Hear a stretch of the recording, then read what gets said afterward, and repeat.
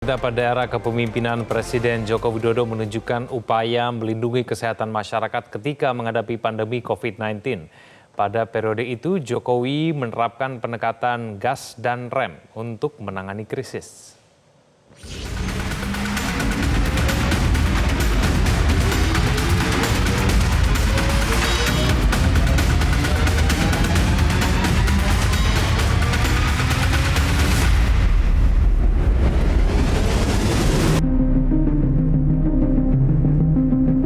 Awal tahun 2020, dunia dikejutkan dengan munculnya virus mematikan COVID-19.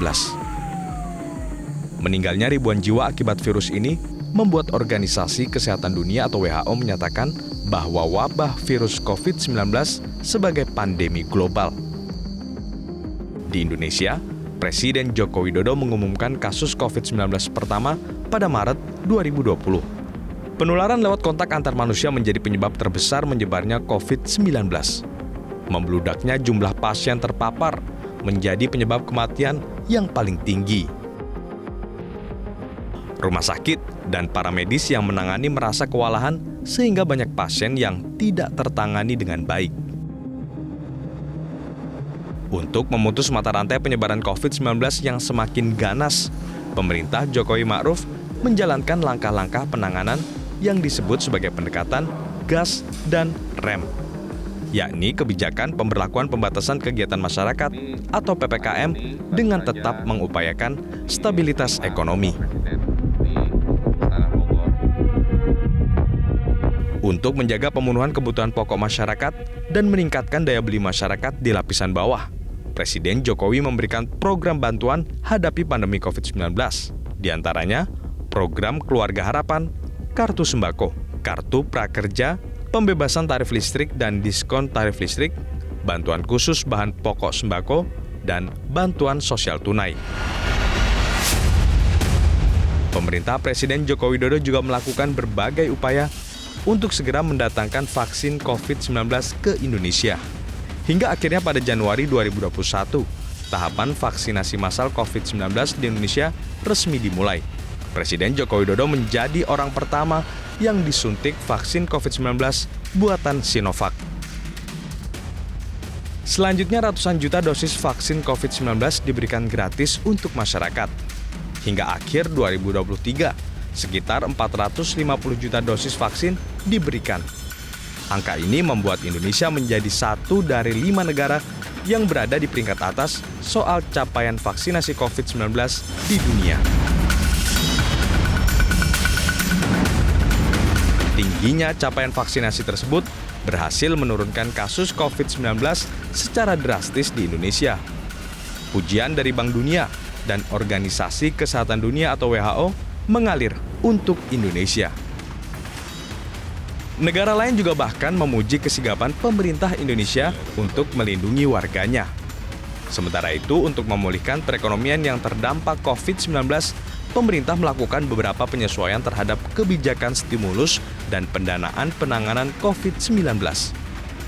Dengan berbagai penguatan, biaya penanganan COVID-19 meningkat menjadi Rp695,2 triliun yang digunakan untuk penanganan kesehatan sebagai sumber utama penyebab krisis, serta penanganan krisis ekonomi sebagai efek domino dari krisis kesehatan melalui Program Pemulihan Ekonomi Nasional atau PEN. Melalui program PEN, pemerintah berupaya untuk mengintegrasikan berbagai langkah untuk meminimalisir dampak dari COVID-19 terhadap ekonomi, baik di tingkat individu maupun rumah tangga hingga korporasi. Kebijakan utama program yakni perlindungan sosial, insentif bagi dunia usaha, dukungan untuk usaha mikro kecil dan menengah, serta pembiayaan korporasi.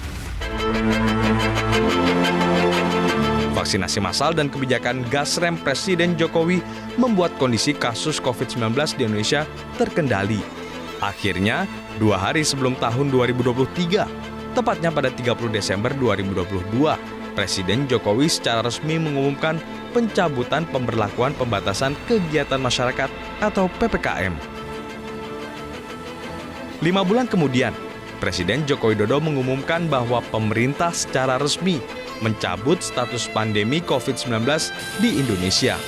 Presiden menyebut bahwa mulai 21 Juni 2023, Indonesia dinyatakan telah beralih dari masa pandemi menjadi endemi. Setelah 3 tahun lebih kita berjuang bersama menghadapi pandemi COVID-19.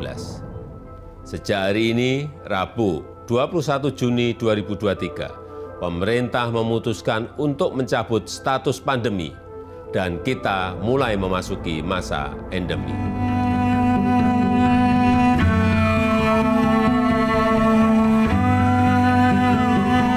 Satu kata yang tak akan pernah bisa dihapus dari ingatan pandemi COVID-19 adalah kehilangan. Ini tentang kehilangan orang terkasih, kerabat, kolega, dan kawan. Merujuk data laman covid19.go.id, hingga 21 Juni 2023, COVID-19 menjangkiti 6.811.444 orang. Dari jumlah itu, 6.640.216 orang dinyatakan sembuh dan 161.853 orang meninggal dunia. Jelajahi cara baru mendapatkan informasi. Download Metro TV Extend sekarang.